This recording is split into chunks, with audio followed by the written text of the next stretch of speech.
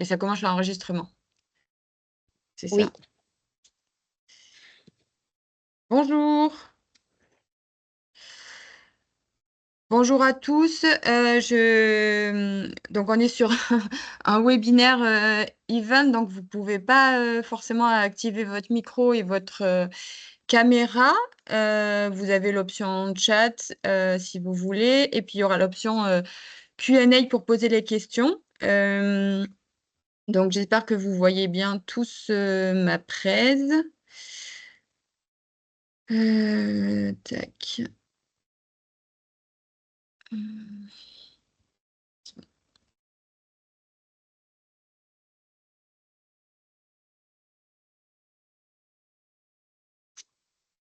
Et on attend que, voilà, du coup, on attend un petit peu que les gens se connectent au fur et à mesure.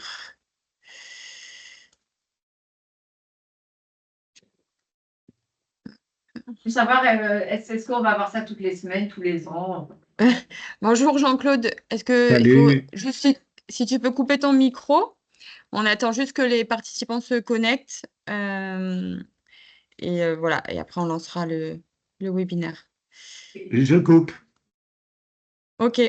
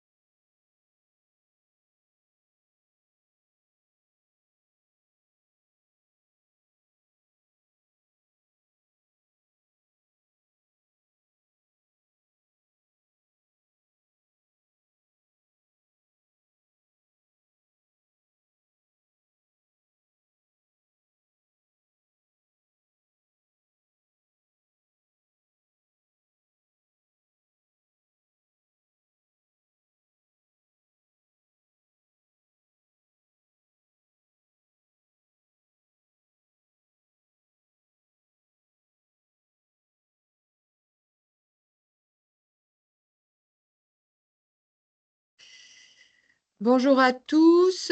On attend encore quelques Bonjour. minutes qui se connectent. Bonjour Thierry. On sera plusieurs. Enfin, je vais principalement présenter le webinaire sur le PPWR, mais il y aura aussi des interventions de Thierry Deladir et puis de Jean-Claude sur notamment peut-être certaines questions un peu plus pointues sur le plastique. Voilà, donc c'est pour ça que c'est les deux participants, deux co-organisateurs qui peuvent activer leur micro et le reste des participants pour que voilà, on n'ait pas de problème dans le déroulement, ne peuvent pas activer ni micro ni caméra. Mais il y a tout à fait la possibilité de poser des questions dans le Q&A que vous avez voilà, avec les petites bulles de questions, si vous avez des questions tout au long de la présentation. Et on y répondra en fin de présentation. Voilà, encore quelques minutes et puis après, bon, on va commencer, les gens prendront en cours de route.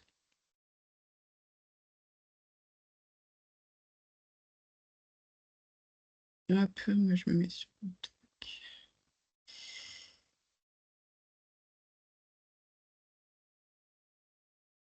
Ça. 2 minutes.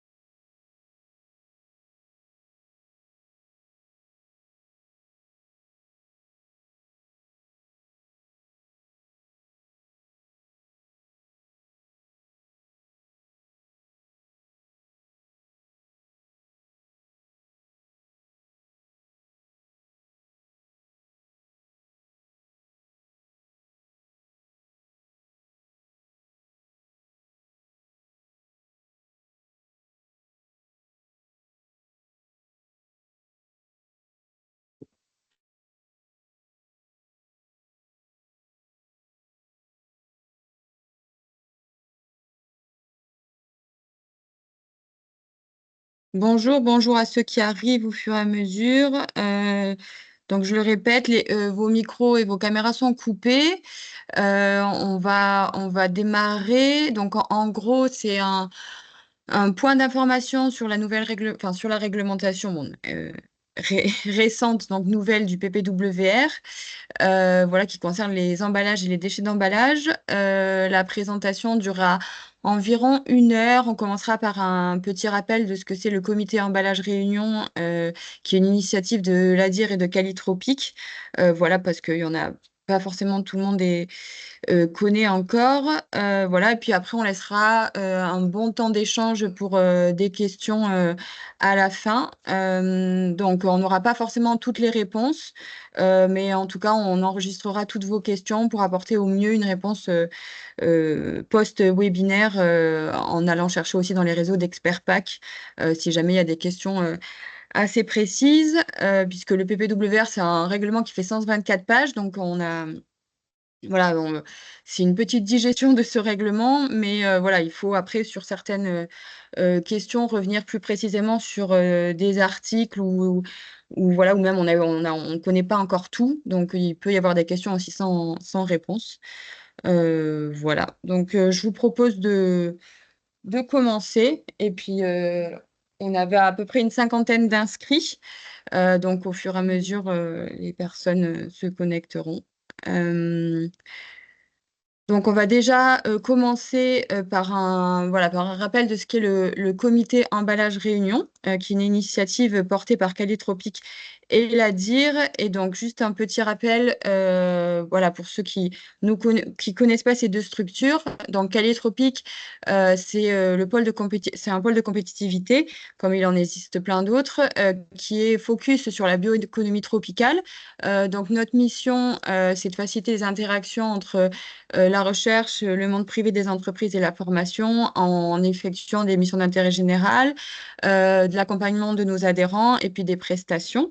Voilà, donc les objectifs, c'est d'accompagner les projets innovants autour de la bioéconomie tropicale, augmenter la compétitivité et la performance des entreprises et puis créer de la valeur ajoutée pour le territoire. On a différents services pour atteindre ces objectifs. Et puis, nos domaines de prédilection, donc, qui sont la bioéconomie tropicale, mais plus précisément, on a des projets dans l'agriculture et l'aquaculture, l'agroalimentaire, la chimie durable, notamment avec les cosmétiques, les matériaux avec le bâtiment et le packaging. Et puis, en transversal, l'économie circulaire et la préservation de la biodiversité. Voilà un peu pour remettre, voilà, pour rappeler ce qu'était Calétropic. Et je te laisse, Thierry, présenter l'ADIR, qui est l'autre structure qui porte cette initiative du comité emballage réunion. Oui, rapidement vous présenter la DIR, donc bientôt 50 ans la DIR, 200 entreprises adhérentes, présentes dans tous les secteurs, agroalimentaire, gestion des déchets, produits du bâtiment, énergie, métiers support. Quelques prestataires également de services aux industries, et je suis l'habitude de dire qu'on développe trois grands métiers. Le premier, c'est la défense bec et ongle de tous les dispositifs qui ont permis l'émergence et le développement d'une industrie à La Réunion. Le deuxième, c'est la promotion des productions locales avec notre émission Les Nouveaux Défis, avec notre marque Nous l'a fait, avec l'organisation maintenant pour la deuxième année en 2025 du salon local. Et le troisième métier, qui est sans doute le plus important, qui est de travailler, de réfléchir sur chacun des postes de dépenses des industries, à chercher des sources d'économie pour que les entreprises soient plus compétitives. En l'occurrence, le coût du traitement, de l'évacuation des emballages et de l'ensemble des déchets des industries étant un poste de plus en plus élevé, de plus en plus coûteux, nous avons travaillé à chercher des solutions pour permettre la réduction des coûts pour les entreprises et un devenir vertueux de ces emballages. Voilà. D'où l'idée de participer avec K-Tropic à l'organisation de ce comité emballage et de travailler ensuite à un devenir plus vertueux de tous ces emballages, quelle qu'en soit la matière. Merci Thierry. Et donc, pour rappel aussi de ce que c'est le comité emballage Réunion, en gros, quand on parle d'emballage, il y a une multitude d'acteurs. Donc là, c'est le cycle de vie d'un emballage, hein, entre voilà, comment dire, la production des matières premières, quelle que soit la matière de l'emballage, la conception de l'emballage, la fabrication, le conditionnement des produits, la consommation et puis tout le cycle des déchets ensuite derrière, avec leur valorisation ou en enfouissement. Et puis nous, on a, étant une île, voilà, pas mal de choses qui se jouent au niveau de l'importation et de l'exportation. Donc en gros, le comité emballage Réunion, donc on a pour but de faire du lien entre tous ces acteurs et apporter de l'information technique et réglementaire. Voilà, donc la mission, c'est vraiment être une interface pour tous les acteurs au service du juste emballage. Donc, voilà, ne pas avoir trop d'emballage, mais en avoir assez pour préserver le produit et avoir finalement un bon équilibre au niveau de l'impact environnemental. On a un lien, voilà, qui est celui qui est affiché, où il y a des documents utiles, donc des documents qu'on a créés au sein du comité emballage avec des petites fiches pédagogiques pour rappeler les fonctions d'un emballage, pour rappeler le cycle voilà, de vie des emballages à La Réunion. Voilà, on a organisé des groupes de travail pour un peu discuter de différents aspects voilà, de l'emballage dans le contexte réunionnais. Et puis, on a fait en fin d'année une visite d'un centre de tri. Voilà, on essaye de faire des animations un peu pour donner toujours plus de connaissances aux entreprises sur, voilà, sur la gestion des emballages à La Réunion. Avant de démarrer du coup le PPWR, je voulais aussi faire un petit focus sur le contexte réunionnais qui est particulier vis-à-vis de l'Hexagone et de l'Europe, puisqu'on a un flux d'approvisionnement et de déchets d'emballage qui fait que la Réunion ne peut pas être assimilée à l'Hexagone, avec beaucoup de contraintes spécifiques. Et là, du coup, j'en ai relevé quelques-unes qui ont été, voilà, qui sont revenues fréquemment lors des groupes de travail ou des discussions qu'on avait eues au sein du comité emballage.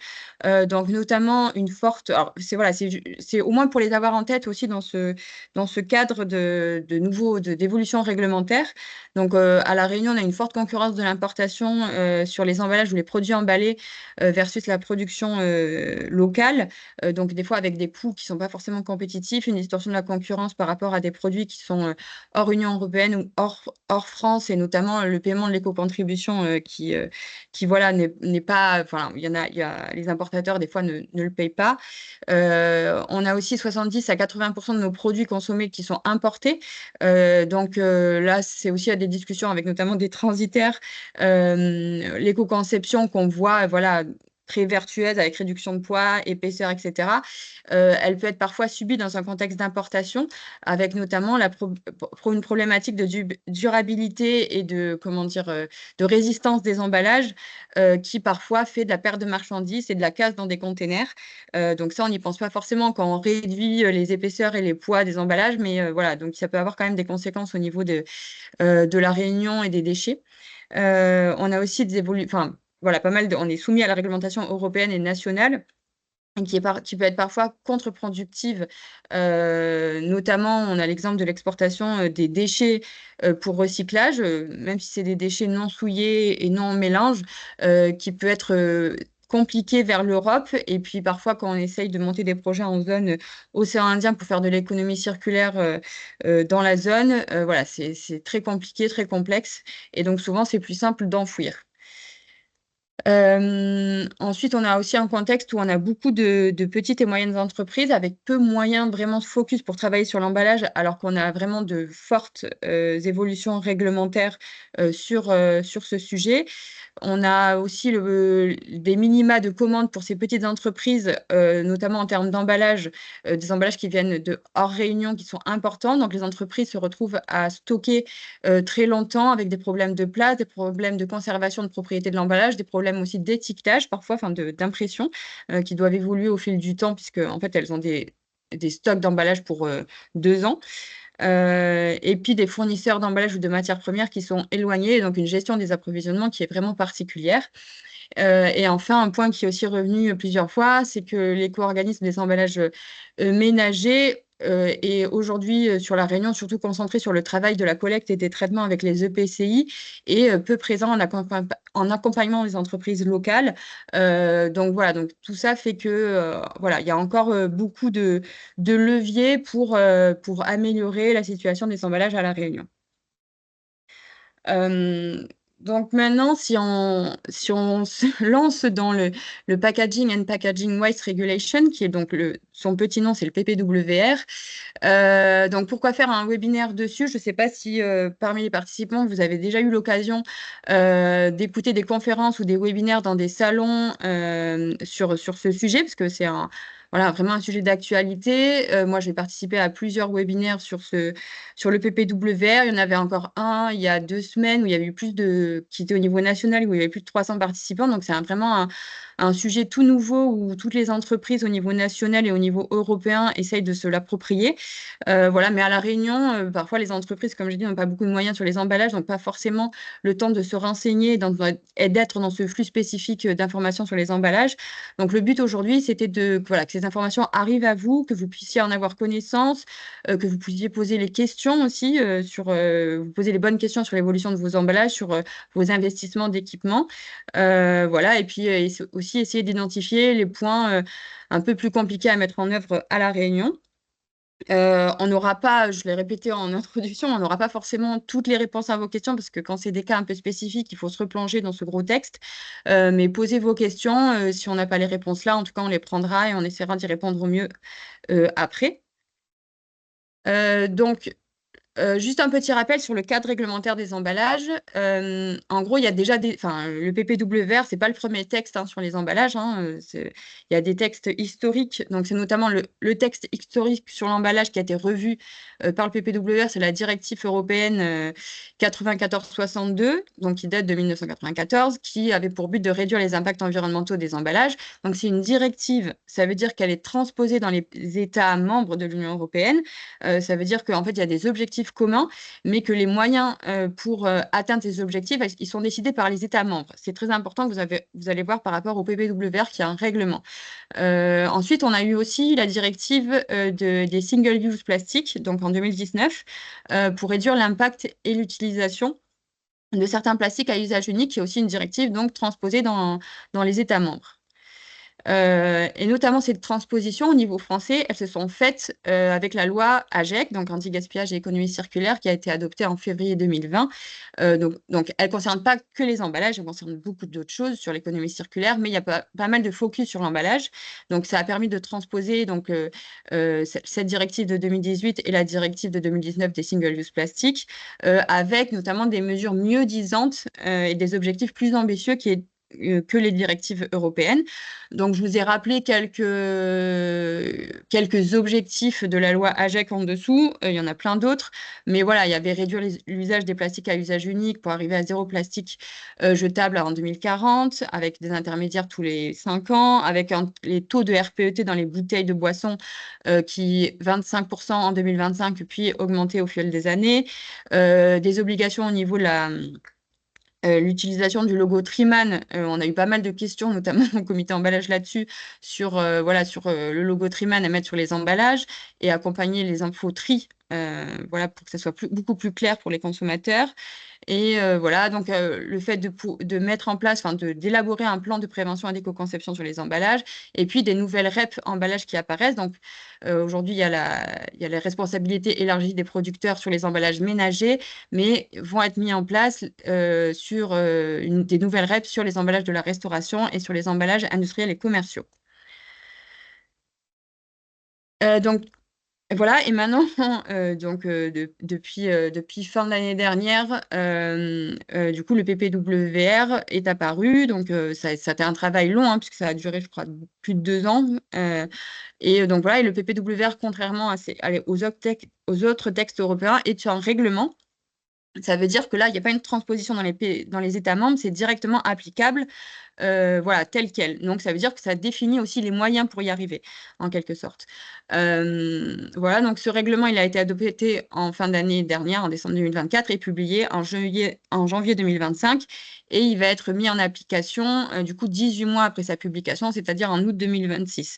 Donc, je vous ai fait petite frise pour un peu vous recoller un peu toutes les différentes directives, lois françaises avec la loi AGEC. Donc, le PPWR intervient et on suppose que la loi AGEC va sûrement être revue avec les objectifs du PPWR, donc être adapté à ce nouveau règlement européen. Je permets aussi de faire un rappel qui est aussi dans le cadre réglementaire des emballages, qui est l'obligation de la REP, donc responsabilité élargie des producteurs, sur les emballages ménagers, qui est en action depuis 1993. Il y a celle aussi des papiers graphiques depuis 2007. Donc ça, c'est inscrit au Code de l'environnement. Donc vous avez l'article, là, tout producteur, tout importateur dont les produits sont commercialisés dans des emballages est tenu de contribuer ou de pourvoir à la gestion de l'ensemble de ces déchets d'emballage. C'est en l'occurrence, ce qui se fait, c'est que les entreprises qui mettent sur le marché des produits emballés, du coup, paient des éco-contributions à des éco-organismes pour pouvoir gérer ces déchets d'emballage. Donc ça, c'est une obligation, et il faut que tout metteur en marché de produits emballés rentre dans cette obligation et soit adhérent d'un éco-organisme. Il en existe 2 sur les emballages ménagers qui sont Citeo et l'Eco, notamment c'est Citeo plutôt sur La Réunion. Mais voilà, donc c'est aussi une obligation, et ça fait partie aussi du cycle de vie de l'emballage, puisqu'il faut gérer les déchets d'emballage une fois que le produit a été consommé. Si on remet dans le vif du sujet du PPWR, donc là, je vous ai mis le lien du texte, du coup, la version française, la traduction française. Il fait 124 pages. Donc, c'est un texte qui est très dense. Juste, on ne connaît pas tout encore parce qu'il y a beaucoup de choses à éclaircir au fur et à mesure. En fait, il y a des actes d'exécution qui vont sortir d'année en année, notamment pour définir des méthodes de calcul, pour définir des listes d'exemptions. Et tout ça, c'est encore en cours d'élaboration. Donc il se peut que vous ayez des questions où il n'y a pas encore les réponses. Mais voilà, on essaiera d'apporter au mieux les réponses, si on ne les a pas nous, au moins de questionner le réseau d'experts avec qui on est en contact pour pouvoir vous apporter les réponses et les questions. Vous pouvez les poser dans le Q&A que vous avez à disposition dans le Teams. Donc, le PPWR, il concerne tous les emballages. Donc, tous les emballages, c'est-à-dire tout type, c'est-à-dire plastique, métal, papier, carton, verre et les composites, et aussi tous les niveaux, tous les types d'emballages, donc de vente, de transport et les emballages industriels. le PPWR, il y a plein d'articles. Il y a des choses qui sont des articles qui sont assez focus sur certains axes, mais on retrouve aussi pas mal de petites choses distribuées dans d'autres articles, donc c'est un peu difficile à recouper. Donc c'est une digestion, voilà, qui a été faite, mais voilà, il n'y a pas forcément tout. Faudra aussi lire le texte avec votre regard et vos questions et vos produits en question. Les grands axes, en tout cas, qui ressortent, c'est du coup la réduction des emballages, le réemploi des emballages, le recyclage et la recyclabilité, l'intégration de matières recyclées, on parle aussi plastique biosourcé et compostable, et l'information du consommateur. Donc, si on commence par le premier point de réduction, il y a un premier objectif de réduction qui est très général sur les déchets d'emballage générés par habitant par rapport aux chiffres, on va dire, de 2018. Donc, il y a des objectifs de diminution de 5% pour 2030, 10% pour 2035 et 15% pour 2040. Là, la méthode de calcul pour les quantités de déchets d'emballage, elle doit être définie en 2027. Donc, par exemple, on a cet objectif-là, mais on ne sait pas encore exactement comment on le calcule. Donc, c'est ce que je vous disais, on n'a pas forcément encore tous les trucs détaillés. Un autre aspect sur la réduction, donc c'est minimiser le vide dans les emballages. Donc, c'est l'article 34. Je vous ai essayé de vous mettre les articles à chaque fois. Donc, ça, c'est diminuer le taux d'espace de vide. Notamment, il faut qu'il soit maximum de 50% pour les emballages de commerce en ligne, de transport et de regroupement. Donc, des fois, il y a parfois beaucoup d'espace vide dans les emballages. Donc là, il y aura un maximum autorisé. Il y aura bien entendu des exemptions qui seront... donc ça, c'est quelque chose qui va être applicable en 2030 et il y aura des exemptions. Pareil, la méthode de calcul du taux de cet espace vide, elle sera établie en février 2028. Et en 2032, il se peut, voilà, en fonction qui ça puisse être étendu à d'autres emballages, donc les emballages de jouets, les emballages de cosmétiques, de bricolage et de produits électroniques. Donc tout ça, c'est des choses qui sont à suivre au fil du temps, puisqu'on n'a pas encore tous les tenants et aboutissants. Sur la réduction, on a aussi, sur l'article 10, minimisation des emballages. Donc les fabricants et importateurs doivent s'assurer que le poids et le volume de l'emballage soient réduits au minimum pour assurer ses fonctionnalités. Donc ça, c'est pareil pour 2030. Il y a beaucoup de choses qui sont pour 2030. La méthode de calcul, elle sera aussi définie en 2028. Donc là, il y a tout un travail avec des groupes d'experts qui prennent en compte les spécificités des emballages. Voilà, c'est pas voilà, on prend en compte toutes les fonctionnalités de l'emballage, notamment il y a des choses qui sont obligatoires pour le remplissage, pour l'hygiène, pour la logistique, les gaz de protection pour la durée de vie du produit, etc.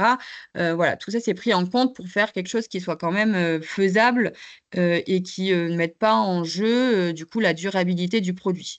Donc l'objectif, c'est de diminuer les emballages excessifs parce qu'il y a eu beaucoup, je ne sais pas si vous avez suivi, mais il y a eu beaucoup de bad buzz d'ONG sur voilà, le fait qu'il y avait trop de vide dans les emballages et que c'était trompeur pour les consommateurs.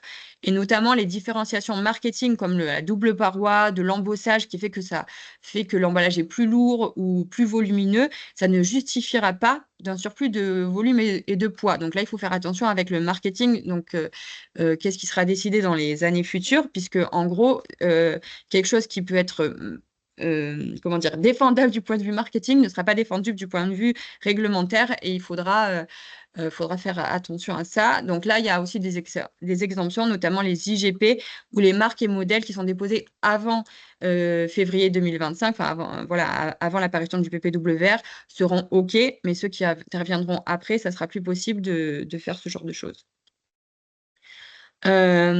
Encore sur la réduction, comme la loi AGEC, vous avez dû suivre, il y avait pas mal d'interdictions.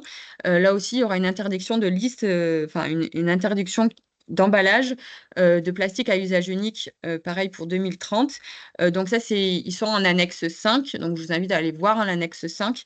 Je vous ai fait une petite extraction. Donc il y a les emballages de co-packing et de regroupement pour l'eau promotionnelle. Donc ça, c'est pas les lots de regroupement qui sont nécessaires à la manipulation, comme sur les bouteilles d'eau ou les packs assez lourds où on emballe, on fait un regroupement de produits pour la manutention. Non, c'est vraiment l'eau promotionnelle. Je ne sais pas, vous vendez tablettes de chocolat et vous l'emballez, et ben ça sera plus possible. Ou 3 paquets de gâteaux. Voilà, c'est pas indispensable pour la manutention, mais c'est vraiment pour faire 2 plus 1 gratuit, etc. Ça sera plus possible. Emballage de fruits et légumes de moins de 1,5 kg. Pour ceux qui sont de la profession, ils ont dû suivre les épisodes, le feuilleton sur ça. La loi AGEC avait déjà annoncé plus d'emballage plastique pour les fruits et légumes de moins de 1,5 kg. Ça a été remis en cause parce que dans les autres pays européens, c'était pas le cas. Et bah, du coup, le PPWR harmonise tout ça et dit, bah, voilà, à partir de 2030, plus de plastique à usage unique pour les fruits et légumes de moins de 1,5 kg. Je suppose qu'il y aura aussi des exemptions, comme c'était le cas pour la loi AGEC. Après, il y aura les emballages individuels, donc les petites portions dans les secteurs de la restauration, comme notamment les sauces, le sucre, et puis les emballages individuels de cosmétiques hygiène dans l'hôtellerie, notamment les petits flacons de shampoing, etc. Voilà, les emballages de la restauration sur place, donc ça on y reviendra aussi dans le CHR, et les sacs en plastique très légers. Donc il y a déjà des choses qui sont appliquées chez nous, mais au moins ça harmonise un peu tout ça au niveau européen. Ensuite, donc, si on passe sur le réemploi, donc là, vous allez voir, il y a plein de choses, plein de dispositions sur le réemploi en fonction des secteurs. Donc, sur le secteur de la boisson, c'est l'article 29. Donc, en 2030, il y aura une obligation de 10% des boissons alcoolisées ou non. Donc, en fait, c'est le metteur en marché devra mettre à disposition 10% de ses boissons qui sont dans un système de réemploi. Donc, 10% de ces produits devront faire partie d'un système de réemploi. En 2040, cette obligation de 10% va passer à 40%. Donc, voilà. Donc, sur le secteur de la boisson, il y a vraiment de fortes ambitions d'aller vers du réemploi et d'obliger tout le monde à y aller. Il y aura des dérogations pour certains produits comme les boissons très périssables, le lait, les produits laitiers.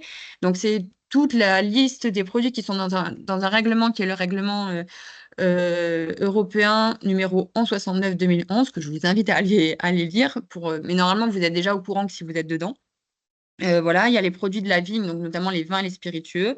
Et puis, il y aura aussi une exemption une dérogation pour les micro-entreprises ou ceux qui mettent moins de 1 tonne, de produits par an sur le marché. Voilà, les distributeurs auront l'obligation de reprendre. Donc ça, on a parlé des metteurs en marché. Maintenant, les distributeurs, puisque dans le réemploi, il y a aussi les distributeurs qui jouent un rôle. Les distributeurs auront l'obligation de reprendre les emballages similaires à ceux qu'ils mettent sur le marché et de les rendre intégralement à la consigne. Là aussi, il y aura des exemptions. Les distributeurs dont la surface de vente est inférieure à 100 mètres carrés, donc les petits, et les distributeurs de villes de moins de 54 habitants par kilomètre carré. Voilà. Après, dans le secteur de l'emballage, dans le secteur du stockage et de la distribution, il y a aussi du réemploi, encore sur l'article 29. Donc, c'est les emballages de groupement de produits emballés pour faire une unité de stockage ou de distribution. Donc, il y aura une obligation de 10% de ces emballages qui devront être dans un système de réemploi en 2030 et 25% en 2040. Donc là aussi, on veut vraiment qu'il y ait Enfin, voilà, l'objectif, c'est que les emballages de stockage et de distribution puissent aussi aller vers le réemploi. Là, il y a une dérogation pour les emballages carton. Donc, voilà. Donc, les emballages carton n'auront pas à être réemployés, mais les autres matériaux, notamment le plastique, devront pouvoir avoir un système de réemploi pour 10% en 2030 et 25% en 2040. Voilà, donc ça concerne les emballages de groupement entre plusieurs sites d'une même entreprise aussi. Donc, on pense souvent à voilà, le transport et le stockage d'une entreprise à une autre, mais aussi dans une même entreprise entre un site A et un site B, ça compte. Dans le secteur du transport maintenant, donc en 2030, il y aura une obligation de 40% des emballages de transport utilisés qui soient dans un système de réemploi, et en 2040, ça passera à 70%. Donc, vous voyez des taux assez forts. Il y aura des dérogations aussi là pour les emballages de matières dangereuses, des emballages de biens de grande taille ou sur mesure, donc des choses qui sont assez quand même exceptionnelles, les emballages souples en contact direct alimentaire et les emballages carton. En gros, ça concerne les palettes, les boîtes pliantes plastiques, les caisses plastiques, les seaux, les fûts, les bidons. Voilà. Donc, je vous ai mis une petite liste. Et ça concerne aussi les transports entre entreprises dans un même État, mais aussi entre inter-États. Donc, tout ça, ça sera assez surveillé, quoi. Après, sur le secteur de la distribution, donc s'il y a des distributeurs qui sont connectés, donc c'est l'article 28. Donc ça, c'est des choses qui ne sont pas forcément nouvelles, puisque en France, on a déjà, avec la loi climat et résilience de 2021, fixé des objectifs pour 2030 où les commerces de détail de plus de 400 mètres carrés doivent consacrer 20% de leur surface à la vente en vrac pour les produits de grande consommation.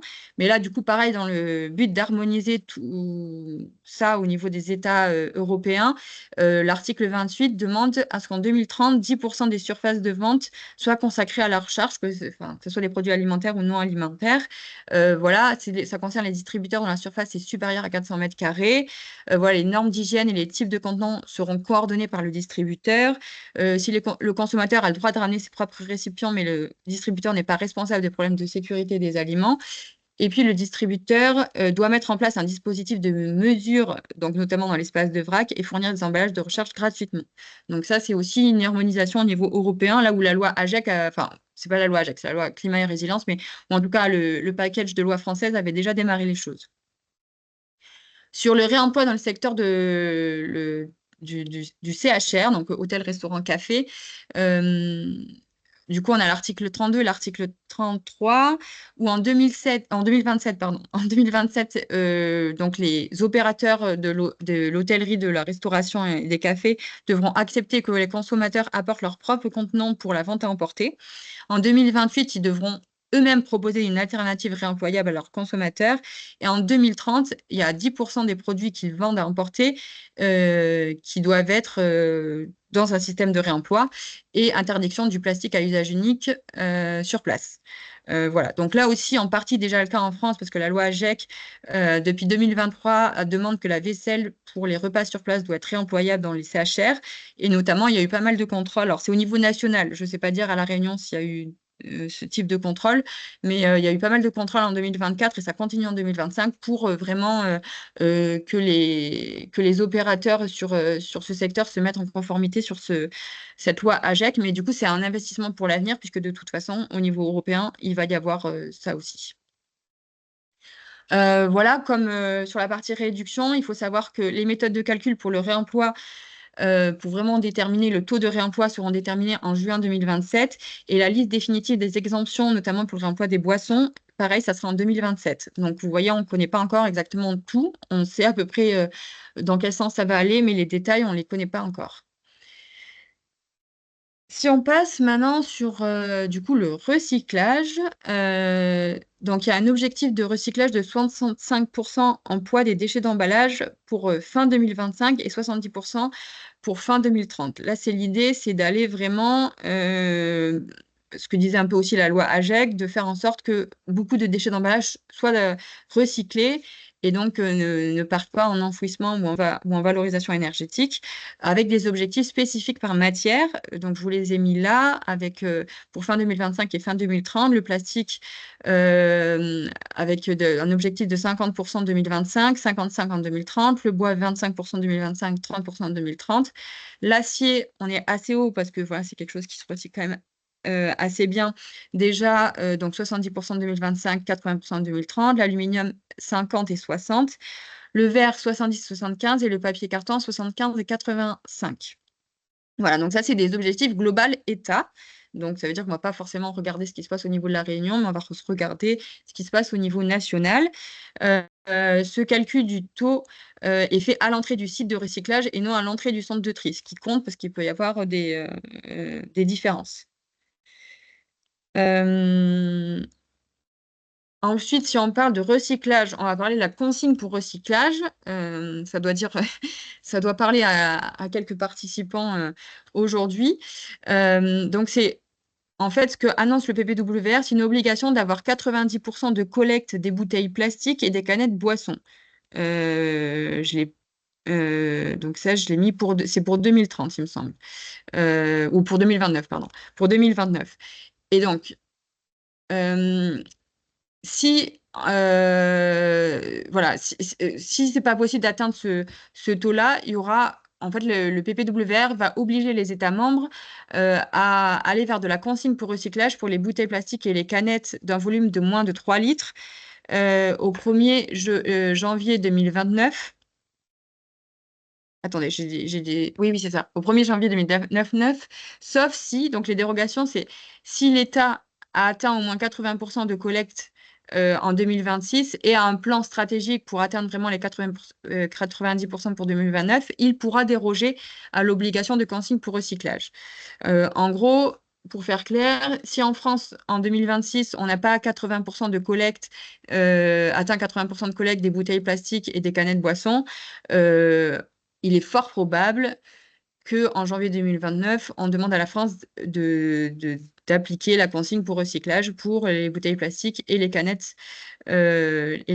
boissons. Il y aura des exemptions aussi, donc notamment sur les spiritueux, le vin et le lait, mais l'État peut tout de même décider, donc l'État, voilà, chaque État peut quand même décider d'inclure certains types de boissons, voilà, qui ne sont pas forcément demandés par PPWR, mais l'État peut quand même demander de les inclure. 2028, c'est la date pour les derniers délais de demande d'exemption qui seront examinés, voilà, et le système de consigne, c'est quelque chose qui est très cadré. Donc, toutes les exigences qui sont au minimum à respecter par ce système de consigne sont décrites à l'annexe 10 du PPWR. Donc, voilà. Donc, ça, c'est vraiment un point où la France va peut-être devoir passer à une consigne pour recyclage pour les bouteilles plastiques et les canettes. Et si vous vous renseignez un peu sur ce sujet, vous verrez qu'en Europe, il y a quand même pas mal de pays qui sont déjà ou qui l'ont annoncé. Et forcément, le PPWR appuie ce point-là. Sur la recyclabilité des emballages. Donc là aussi, il faut un peu s'accrocher. Donc les emballages, en fait, devront être conformes à des critères de recyclabilité qui seront définis dans une évaluation de A à E pour être mis sur le marché. Donc tout ça, c'est décrit en article 6. En gros, il va y avoir un calcul de la recyclabilité basé sur la quantité d'emballage mis sur le marché et la quantité recyclée par catégorie, par matière, et l'efficacité des procédés et de collecte de tri. Voilà. Et donc, en gros, il y aura ce système de calcul qui va déterminer si votre emballage, il est en grade A, en grade B, en grade C, ou ça jusqu'au grade E. Et en gros, en fonction de ce grade, donc en fonction de cette méthode de calcul ABC, quoi, vous aurez la possibilité, enfin, vous pourrez continuer à le mettre sur le marché, ou il sera interdit. Donc, il y a des échéances différentes. Si vous êtes en grade A, c'est-à-dire que vous avez 95% en poids de votre emballage qui est recyclable, ça veut dire qu'il est mis dans la catégorie recyclable. En 2030, ça sera OK. En 2035, ça sera OK. Si vraiment il est recyclable à l'échelle, ça fonctionne très, très bien. Et 2038 aussi, recyclage à l'échelle. Si vous êtes en grade B, c'est-à-dire que vous avez un poids, 80% du poids qui est, ou plus, qui est égal, qui est recyclable. Du coup, pareil, en 2030, il sera OK. En 2035 aussi, si c'est à l'échelle. En 2038, si c'est à l'échelle.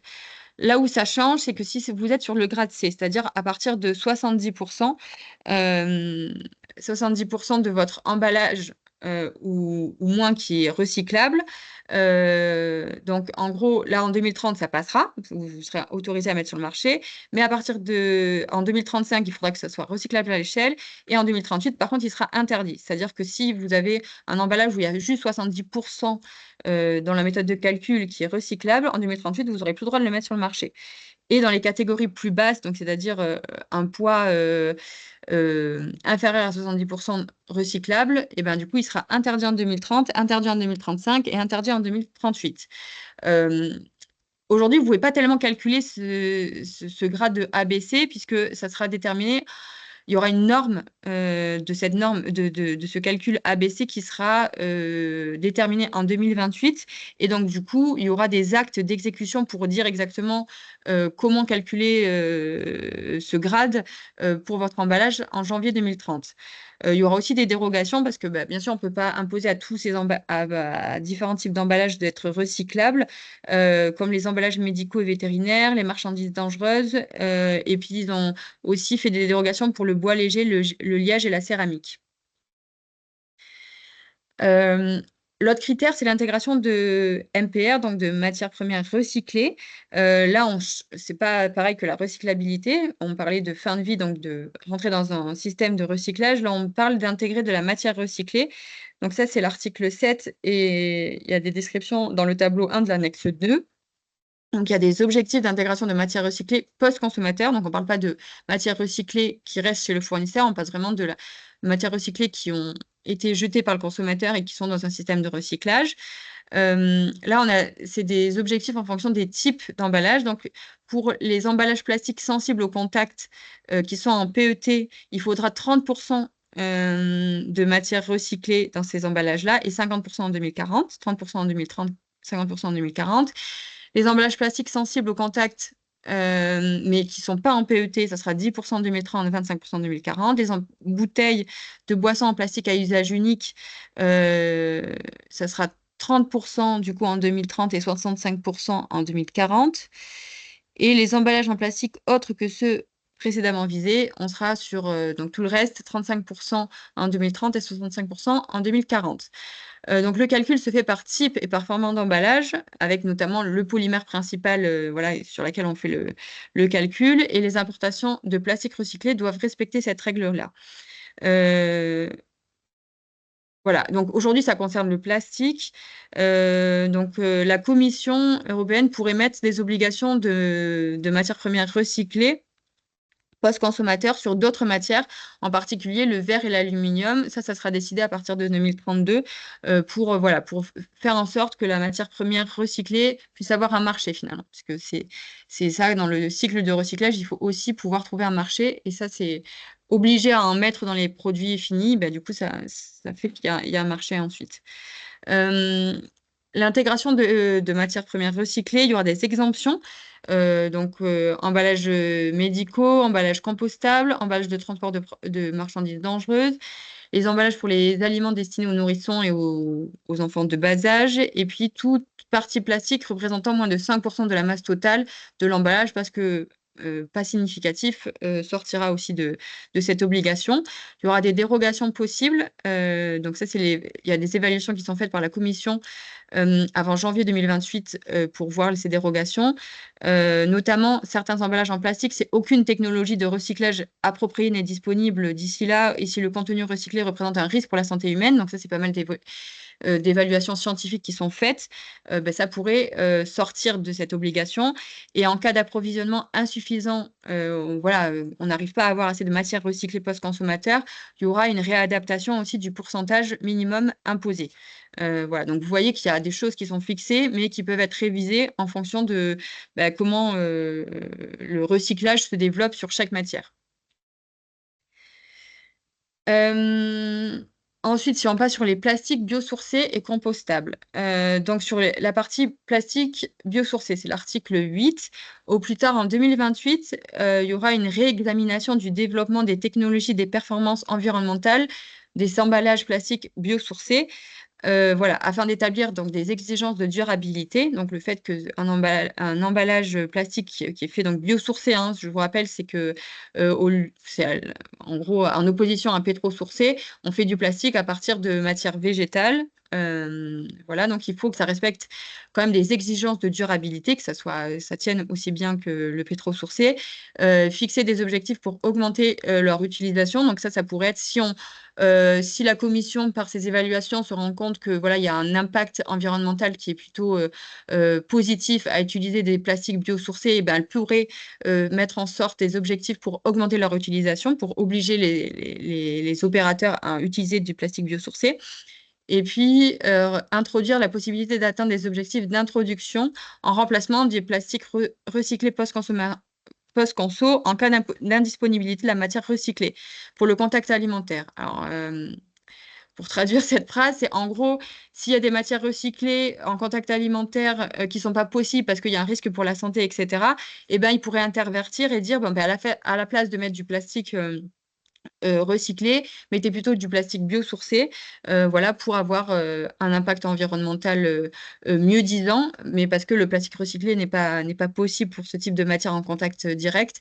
Par contre, le biosourcé est possible, mais on attend encore des évaluations environnementales sur tout ça. Sur la partie plastique biodégradable compostable, donc c'est l'article 9 et l'annexe 3, il faudra que ces plastiques respectent des conditions. Donc, c'est-à-dire en fait, en gros, il faut savoir que le PPWR considère, enfin moi je l'interprète comme ça, mais considère que les plastiques compostables, ça reste des cas niches et vraiment des cas où ça peut aider finalement la collecte des biodéchets, ça vient pas perturber les cycles de recyclage, etc. Donc ça reste vraiment des cas bien précis. Donc c'est les conditions, c'est permettre d'augmenter la collecte des biodéchets. Il faut qu'ils soient bien identifiés sur le packaging qui sont destinés à une filière de valorisation organique, donc soit du compostage et de la enfin c'est même pas soit, c'est qu'ils puissent être valorisés en compostage et en méthanisation.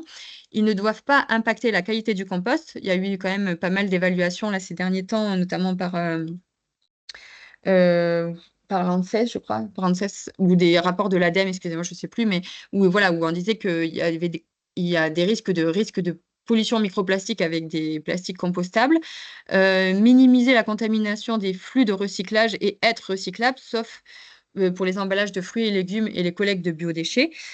Mais en gros, ça veut dire que si votre emballage, vous vous trompez, votre emballage compostable et qui se retrouve dans un flux de recyclage de plastique, il ne faut pas qu'il vienne le perturber et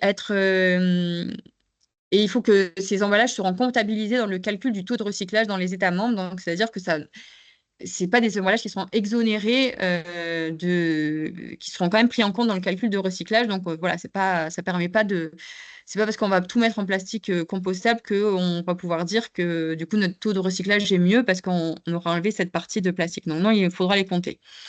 Donc c'est en janvier 2026 à peu près.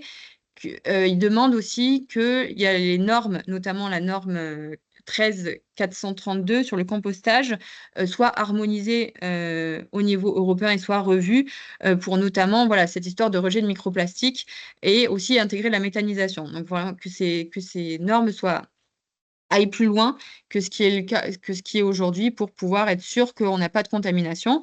Ils veulent aussi qu'il y ait une norme qui soit développée pour le compostage à domicile pour que pour que des applications, pour que ça respecte des applications très spécifiques et dans des conditions locales très spécifiques, ce qui n'est pas le cas aujourd'hui. On n'a pas forcément une norme de compostage à domicile aussi pointue. On arrive vers la fin. Donc là, on est sur les informations du consommateur et notamment les informations sur l'étiquetage. Donc, il y a eu déjà pas mal d'évolutions avec la loi AGEC, vous savez, avec le Triman et les infotris. Donc là aussi, il y a des choses sur l'information sur l'étiquetage. Donc, ça sera un étiquetage harmonisé pour le tri des emballages. Donc ça, c'est décrit en article 12. Donc, j'ai pas trop saisi la date, ça sera en 2026 et en août 2028, sauf pour les emballages de transport. Donc, il faudra bien identifier les emballages qui sont dans un système de consigne. Ils auront une étiquette harmonisée au niveau de l'Union européenne. Et ce qui arrivera aussi, c'est qu'il y aura un marquage numérique, comme un QR code ou autre support numérique, qui sera normalisé au niveau de l'Union européenne et qui indiquera diverses informations. En 2027, ce sera au moins l'obligation de la REP, donc les infotries, etc. Et d'ici fin 2028, il y aura aussi beaucoup plus d'informations sur la recyclabilité de l'emballage, les matières recyclées qui sont intégrées, le réemploi, etc. Donc tout ça, il y aura des précisions dans des actes d'exécution. Il faut savoir qu'il y a plein d'instances de discussion, d'expertise, et notamment la France a une bonne place dans ces comités d'expertise pour défendre l'intérêt et le marquage français. Mais voilà, il faut savoir que ce marquage va sûrement évoluer vers quelque chose d'harmonisé, qu'il y aura peut-être des QR codes à mettre, etc.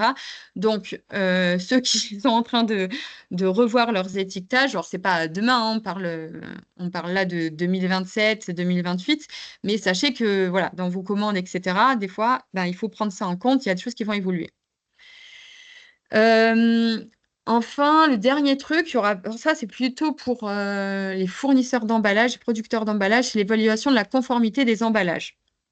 En gros, il y aura l'obligation des fabricants, avant la mise sur le marché, de mettre à disposition une documentation technique vraiment assez, enfin, c'est pour plus de transparence et c'est pour évaluer la conformité de l'emballage. Donc, c'est décrit en article 38. Donc, ça sera mis en œuvre en 2028. Donc, ils devront avoir une déclaration Union européenne de conformité. Donc, ça, c'est l'annexe 8. Voilà, il y a la trame. Enfin, ça décrit exactement c'est quoi cette déclaration de conformité. Il y aura une documentation technique qui est décrite à l'annexe 7 que je vous ai mis en sur le côté là. Donc, il y aura dans cette documentation technique, il faudra avoir une description générale de l'emballage, des dessins de la conception, des descriptions d'explications de ces dessins, les normes harmonisées qui sont valables pour l'emballage, la description qualitative de la matière utilisée, dont les évaluations. Voilà, plein d'évaluations qui sont prévues sur cette matière et des rapports d'essai. Donc, ça va être quand même assez touffu, on va dire. Enfin, voilà, il y aura pas mal de choses qui accompagneront en emballage pour vraiment avoir une transparence sur sa fabrication, sur quelle matière elle a utilisée, etc. Et voilà, et le QR code, notamment, dont on parlait, ramènera à ces informations exigées sur l'emballage. Donc, il faut savoir que en 2028-2030, il y aura n'importe qui, une ONG, enfin voilà, pourra avoir accès à pas mal d'informations vraiment détaillées sur l'emballage. Ce qui n'est pas le cas aujourd'hui, parce qu'il faut quand même chercher et ça reste quand même la propriété du producteur. Et donc demain, ça sera quand même des choses qui seront en accès libre via des QR codes ou des supports numériques. Donc voilà, donc cette évaluation de la conformité de l'emballage, elle sera à tenir à disposition des autorités de surveillance qui seront aussi pareil définies, 5 ans pour les emballages jetables, 10 ans pour les emballages réemployables. Possibilité de désigner un mandataire qui tient à disposition la documentation de conformité, donc pas forcément le producteur lui-même, mais par exemple, j'en sais rien, un syndicat, ou enfin voilà, en tout cas ça peut être ça. Les importateurs sont responsables de la conformité des emballages qu'ils importent. Donc, le premier metteur en marché sur un pays, même s'il n'est pas le producteur, il sera responsable de cette conformité. Et un distributeur ou un importateur qui met un emballage sur le marché sous son propre nom est considéré comme le fabricant. Donc, voilà, il faut qu'ils s'en inquiètent aussi. Voilà, ça c'est aussi un dernier gros point, cette évaluation de la conformité. Et enfin, donc les dernières petites infos. Donc, il y a pas mal d'obligations. Donc, il y aura des sanctions liées à ces obligations donc, de non-conformité. Elles seront déterminées en 2027. Donc, on ne connaît pas encore les sanctions qui seront appliquées si on n'est pas en conformité. Il y aura... Le PPWR donne la possibilité que les États membres aient des objectifs nationaux plus forts, que le PPWR sera un minimum. Mais après, on a déjà eu le cas, notamment avec la loi AGEC, par exemple avec les fruits et légumes, quand on interdisait les emballages plastiques à usage unique sur les fruits et légumes en France, mais que ce n'était pas le cas dans l'Union européenne. Je ne suis pas juriste, mais voilà, il y a eu on a pu annuler ce genre d'obligation parce que ça faisait des distorsions de la concurrence et que voilà, c'était pas la règle de la bonne concurrence, excusez-moi, je sais pas pour les bons termes, mais voilà, en gros, donc là aussi, il y a un risque aussi, ils vont plus loin, de créer ce déséquilibre au niveau européen que le PPWR essaye de rétablir. Voilà, donc il y a un récapitulatif de toutes ces échéances, parce que vous avez vu, il y a beaucoup d'axes, beaucoup de dates.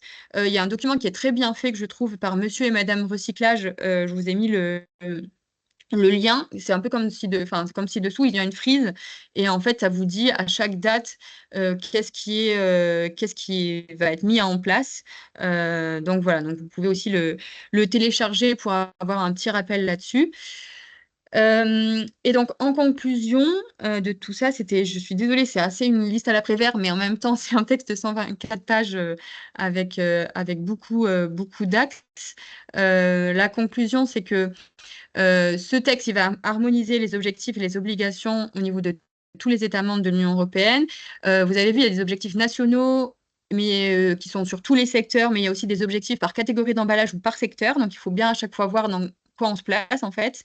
Dans ce webinaire, voilà, je n'ai pas tout abordé, hein. Il y a notamment la partie sur les PFA, donc c'est les paires et polyfluoro alkylés, donc tout ce qui est le scandale un peu sur les PFA, les PFAS dans la composition des emballages alimentaires. Et notamment, il y a des PFAS qui sont utilisés dans les fonctions barrières dans des emballages en cellulose. Donc, il faut bien se renseigner.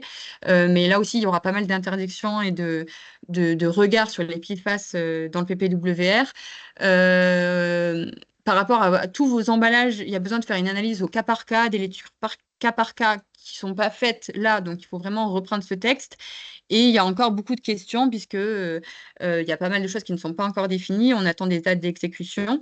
Donc voilà, donc ce que je peux vous conseiller, c'est de vous renseigner, de vous préparer et de suivre les différentes dates d'exécution pour bien vous assurer que la conformité de vos emballages voilà, puisse continuer à être mise en marché, etc. Donc voilà, mais le comité emballage réunion, en tout cas, fera cette veille-là et vous pourrez nous poser des questions. On essaiera de vous tenir informés au fur et à mesure de tous ces actes d'exécution et d'évolution.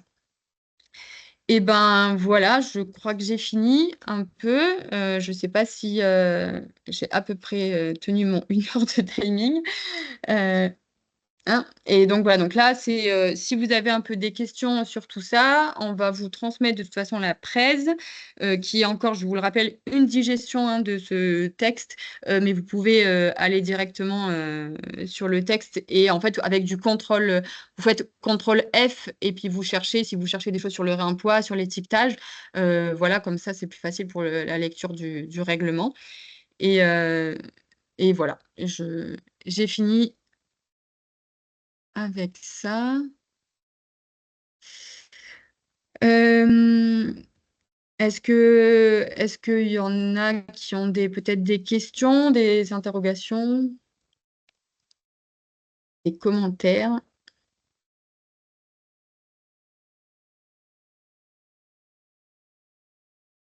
Bon, bah, c'est que c'était très clair. Ou c'est que j'ai endormi tout le monde avec tous ces articles. Virginie, je peux peut-être apporter quelques informations Je t'en prie. générales sur ce que tu nous as présenté de façon extrêmement claire, parce que c'est la première fois, c'est le meilleur séminaire auquel j'ai assisté sur la question, et je t'en remercie, parce que c'est très bon Ah, travail. merci. Mais bon, quelques autres explications. Les idées générales du PPVR, tu l'as expliqué, c'est de s'intéresser à la recyclabilité des produits, je vais revenir là-dessus, à leur incorporation, je vais également y revenir, à leur réemploi et à leur réduction, ou voire à leur interdiction. Donc il y a des éléments du règlement qui concernent essentiellement les professionnels, et par exemple dans le cas de la plasturgie, les fabricants de matières premières, c'est à eux de présenter sur le marché des produits qui peuvent être recyclables ou qui peuvent être incorporés. C'est à eux. Ce sera difficile aux transformateurs et aux emballeurs d'inventer un produit. Donc, il y a une partie du travail qui relève de la profession. La deuxième partie relève, alors cette fois-ci, des emballeurs et des fabricants d'emballage. C'est lorsque, dans le cas des matières plastiques, on parle de taux de réincorporation. C'est quelque chose qui aujourd'hui est extrêmement précis et sur lequel il va falloir être très attentif pour le respecter. Bien entendu, à condition qu'en amont, ça ait fonctionné et que les produits régénérés, les matières premières régénérées, soient disponibles. Donc, le PPVR s'adresse à des auditeurs de très différentes natures. C'est ce que je voulais souligner. Ok, Voilà. merci Jean-Claude. Vincent, je suis désolée, je ne peux pas activer les micros, je crois. Euh, Oui, non, c'est bon, S'il j'ai peut? pu activer mon micro. Ah, c'est Je sais pas bon, si vous ok, m'entendez. parfait. Ouais. Ouais, Non, c'est bon, on t'entend. je voulais savoir là, parce que moi j'ai énormément de demandes de clients concernant justement le logo Triman, Ouais. qui a été retoqué par la Commission européenne justement sur la liberté de circulation des biens. Est-ce que vous avez des infos supplémentaires sur ça? Parce qu'effectivement, l'information n'a pas été diffusée.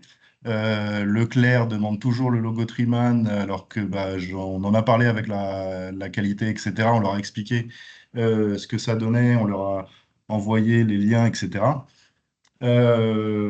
Et pour l'instant, c'est toujours une obligation qu'ils mettent en avant, en sachant très bien que de toute façon, ça va être retoqué par la PPWR. Vous avez des Oui, informations ça va être. supplémentaires, Jean-Claude ou Virginie? Non, non, non, là, je peux pas te dire, enfin, en gros, parce qu'il y a aussi peut-être en fait, il faudrait peut-être voir au niveau des systèmes de contrôle ici, aussi pour les avertir que de toute façon, ça va changer. Donc, est-ce que c'est la peine de tout, là, mettre en branle pour 1 ou 2 ans? Et enfin, voilà, je sais pas te dire. Donc, il faudrait que je me renseigne là-dessus pour voir un peu quelle est la marche à suivre. Mais ce qui est sûr, c'est qu'effectivement, ça va être rechamboulé, en tout cas. Donc, Ouais, non, c'est ça. Non. Et puis en voilà. fait, je vous dis, les clients, bon, on a beau leur dire ça, mais s'ils peuvent pas rentrer chez Leclerc parce qu'ils n'ont pas le logo de Triman, Ouais, mais bien ils sûr, sont hein. embêtés. Ouais, Donc, Mm, bon, voilà, on est toujours sur cette dichotomie. Alors, c'est un peu compliqué. ouais, Il y a juste une petite ouais. réflexion Eh ben, là-dessus. écoute, je prends le point Non, et c'est parce qu'en fait, on j'ai lu des remontera. trucs comme quoi la France devait répondre en début d'année Mm. sur ça, et j'ai pas eu enfin, j'arrive pas à trouver de nouvelles là-dessus. Je voulais savoir si vous en avez. Oui, oui, moi, j'en suis au même stade que toi. J'ai vu passer ça, mais exactement qu'est-ce, qu'est-ce qui a été décidé, etc. Ouais, je ne sais pas. D'accord. Ok, merci. Euh, on se renseignera. Oui, dans le chat, donc dans la partie intégration donc de matières recyclées, la notion de technologie de recyclage appropriée concerne-t-elle l'échelle européenne? Oui, de toute façon, les technologies de recyclage, souvent, c'est pas forcément que intra pays, c'est souvent, enfin voilà, au niveau de l'Union européenne. Donc oui, quand on dit à l'échelle, c'est que ça sera recyclable à l'échelle européenne.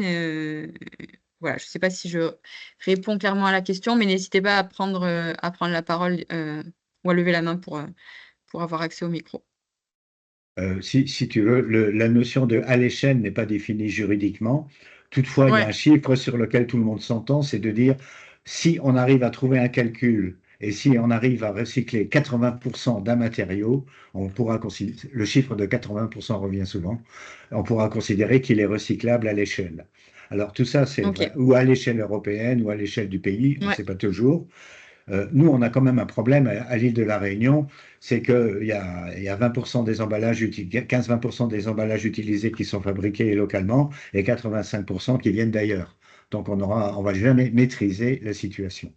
Mais toutefois, à Mm. chacun, à notre échelle, à nous, chez nous, regardons bien l'esprit de la loi et essayons de le respecter au mieux pour être plutôt un bon élève dans ce domaine-là. Voilà. Oui, nous, on n'aura jamais au niveau local ce taux-là. De toute façon, c'est des taux nationaux ou des taux européens. Mais en tout cas, il faudra essayer de contribuer un maximum dans la possibilité sur nos emballages produits localement. Ce qui apporte aussi une difficulté pour vous en tant que producteur d'emballage, d'aller chercher de la matière recyclée. Vas-y, Vincent.